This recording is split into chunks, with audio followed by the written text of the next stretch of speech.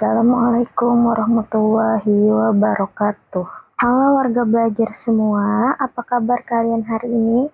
Semoga semuanya dalam keadaan sehat, bahagia, dan tetap semangat belajar ya. Senang sekali saya bisa menemani kalian di video pembelajaran kali ini. Sebelum kita mulai, yuk siapkan dulu buku, pensil, dan juga semangat kalian. Jangan lupa kalau belum paham tidak apa-apa ya, karena kita di sini belajar bersama-sama. Sudah siap semuanya? Kalau sudah siap, yuk kita mulai pembelajaran kita hari ini dengan penuh semangat. Hari ini kita akan membahas tentang majas personifikasi. Ada yang tahu apa sih pengertian dari majas personifikasi? Majas personifikasi adalah gaya bahasa yang digunakan untuk memberikan sifat, perilaku, atau kemampuan seperti manusia kepada benda mati, hewan, atau sesuatu yang sebenarnya bukan manusia. Dengan kata lain, melalui majas personifikasi ini, sesuatu yang bukan manusia digambarkan seolah-olah memiliki sifat seperti manusia. Nah, misalnya seperti dapat melakukan kegiatan, merasakan sesuatu, atau menunjukkan sikap tertentu. Majas personifikasi ini biasanya sering digunakan dalam berbagai karya ya teman-teman, seperti cerita, puisi, maupun teks lainnya agar penyampaian pesan terasa lebih indah dan tidak membosankan. Majas personifikasi ini digunakan agar sebuah kalimat menjadi lebih hidup dan menarik untuk didengar atau dibaca. Nah, dengan menggunakan majas ini, benda-benda yang sebenarnya tidak hidup bisa terasa lebih hidup ya teman-teman, sehingga cerita menjadi lebih seru. Ada beberapa tujuan dari si majas ini. Tujuan yang pertama adalah untuk membuat tulisan menjadi lebih hidup. Misalnya, daripada hanya mengatakan angin bertiup, kita bisa mengatakan angin berbisik. Nah, kalimat ini terasa lebih indah dan tidak membosankan. Tujuan yang kedua adalah untuk menarik perhatian pembaca atau pendengar. Ketika kita menggunakan bahasa yang unik dan berbeda, orang akan lebih tertarik untuk mendengarkan atau membaca sampai selesai. Tujuan yang ketiga adalah untuk memperkuat suasana dalam cerita. Misalnya jika suasananya sedang sedih, kita bisa menggunakan kalimat seperti hujan menangis. Nah, ini membantu pembaca merasakan suasana tersebut. Dan tujuan yang terakhir adalah untuk memudahkan kita membayangkan sesuatu.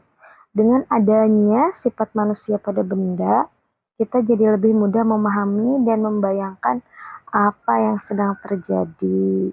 Kemudian kita masuk kepada ciri-ciri dari majas personifikasi ini. Ciri-ciri ini penting supaya kita bisa mengenali apakah sebuah kalimat termasuk majas personifikasi atau bukan. Ciri yang pertama adalah memberikan sifat manusia pada benda mati. Artinya, benda yang sebenarnya tidak hidup dibuat seolah-olah memiliki sifat seperti manusia. Ciri yang kedua adalah menggunakan kata kerja yang biasanya dilakukan manusia. Contohnya seperti berjalan, berbicara, tersenyum, atau menangis. Nah, kata-kata ini biasanya digunakan untuk manusia, tetapi dalam majas personifikasi diberikan kepada benda mati. Ciri yang selanjutnya adalah bersifat imajinatif atau tidak nyata. Artinya, kalimat tersebut berasal dari imajinasi atau hayalan, bukan kejadian yang sebenarnya terjadi. Tambahan sedikit untuk cirinya adalah membuat benda menjadi terlihat hidup. Jadi, dalam si majas personifikasi ini, benda mati digambarkan seperti bisa bergerak, merasakan, atau melakukan sesuatu yang seperti manusia. Nah, ini ada beberapa contoh sederhana untuk si majas personifikasi. Yang pertama adalah angin berbisik lembut di telingaku. Nah, kalimat ini seolah-olah menyampaikan pesan rahasia yang menenangkan hati ya teman-teman. Kata berbisik biasanya dilakukan oleh manusia. Tetapi di sini angin digambarkan seperti manusia yang bisa berbicara dengan lembut. Inilah yang disebut dengan majas personifikasi. Sekarang kita lihat contoh yang kedua. Ada matahari tersenyum cerah di pagi ini, menyapa semua makhluk bumi dengan hangat dan penuh semangat. Kata tersenyum adalah sifat manusia, namun dalam kalimat ini, matahari digambarkan seperti manusia yang bisa tersenyum dan menyapa. Dari kedua contoh ini, kita bisa melihat bahwa si majas personifikasi ini membuat benda mati seperti angin dan matahari menjadi seolah-olah hidup dan memiliki sifat seperti manusia.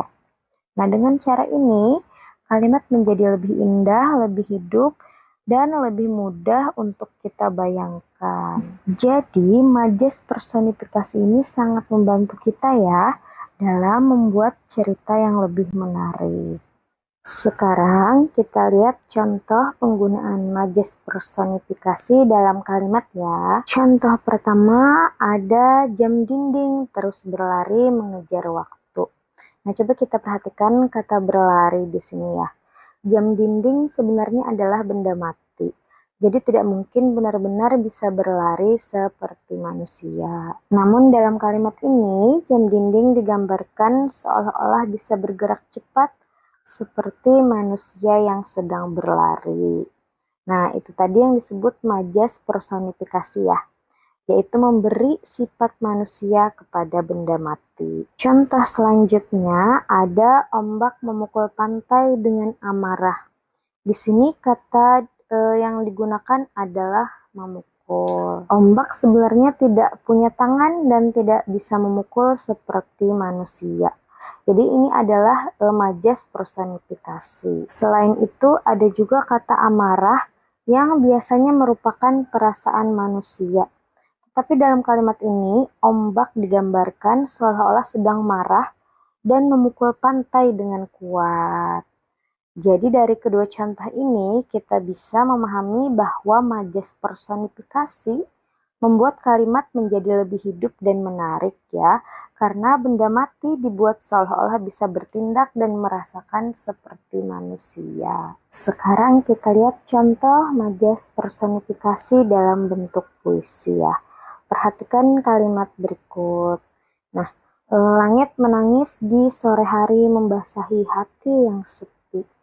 Pada bagian menangis, langit digambarkan seolah-olah bisa menangis seperti manusia. Padahal pada kenyataannya, langit adalah benda alam yang tidak bisa memiliki perasaan dan tidak bisa menangis. Yang dimaksud sebenarnya adalah hujan yang turun di sore hari. Tapi jika kita menggunakan kalimat hujan yang turun di sore hari, kata-katanya menjadi lebih biasa dan tidak indah untuk sebuah puisi. Namun, dengan menggunakan kata menangis, suasana menjadi lebih sedih dan menyentuh. Kemudian ada juga bagian membasahi hati yang sepi, juga menambah kesan emosional. Hujan diibaratkan seperti sesuatu yang ikut merasakan kesedihan, seolah-olah memahami perasaan hati yang sedang sepi. Nah, ini kekuatan majas personifikasi dalam puisi ya teman-teman. Majas ini membuat kata-kata menjadi lebih hidup, lebih indah, dan mampu menyampaikan perasaan dengan lebih dalam kepada si pembaca atau pendengar. Sekarang kita akan membahas fungsi majas personifikasi dalam karya sastra. Yang pertama adalah untuk menambah keindahan. Dengan menggunakan majas personifikasi ini, kalimat menjadi lebih indah dan tidak terasa kaku. Kata-kata yang digunakan terdengar lebih hidup dan menarik untuk dibaca maupun didengar. Yang kedua, membuat cerita lebih ekspresif. Majas personifikasi ini membantu penulis menyampaikan perasaannya dengan jelas. Benda-benda mati bisa digambarkan seolah-olah memiliki emosi, sehingga cerita terasa lebih menyentuh. Yang ketiga adalah untuk menarik perhatian pembaca. Nah, Kalimat yang unik dan berbeda akan membuat pembaca lebih tertarik untuk terus membaca ya. Majas personifikasi ini membuat pembaca penasaran dan lebih menikmati isi cerita. Yang terakhir adalah untuk membangun suasana. Dengan majas personifikasi ini, penulis bisa menciptakan suasana tertentu ya, seperti sedih, bahagia, ataupun tegang. Pembaca pun bisa lebih merasakan suasana yang ingin disampaikan dalam cerita. Jadi, majas personifikasi ini tidak hanya untuk memperindah bahasa, tetapi juga membantu menyampaikan perasaan dan suasana dengan lebih kuat. Sampai di sini apakah ada yang ingin ditanyakan tentang si majas personifikasi ini? Boleh kalian tanyakan kepada tutor yang bersangkutan ya. Nah, demikian pembelajaran kita hari ini tentang si majas personifikasi. Semoga kalian bisa memahami materi ini dengan baik dan bisa menggunakannya dalam kalimat maupun puisi. Terima kasih sudah belajar dengan semangat hari ini. Jangan lupa untuk terus berlatih dan tetap rajin belajar ya. Sampai jumpa di pembelajaran berikutnya dengan tutor yang bersangkutan. Wassalamualaikum warahmatullahi wabarakatuh.